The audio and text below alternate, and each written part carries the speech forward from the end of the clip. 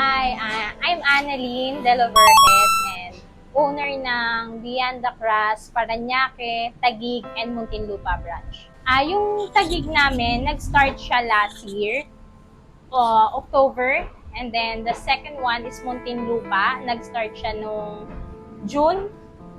And ito, yung last is yung Parañaque, kaka-start lang niya a week ago. Ang best seller ng Beyond the Crust is yung pizza burger. And then, meron kaming apat na pinaka best seller doon.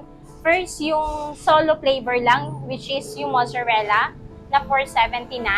And then, yung 2-in-1 na may 2 flavor na siya, $509. And 3-in-1 for 3 flavor, mozzarella, overload, and beef and mushroom for $549.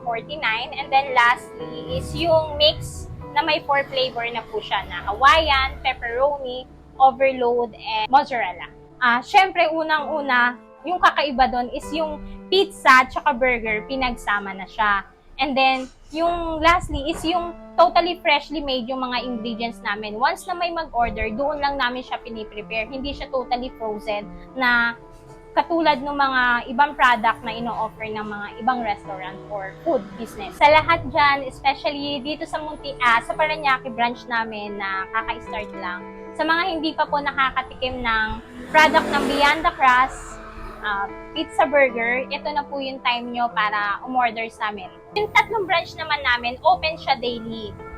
Pero si Parañaque, open siya start from 11 a.m. up to 9 p.m.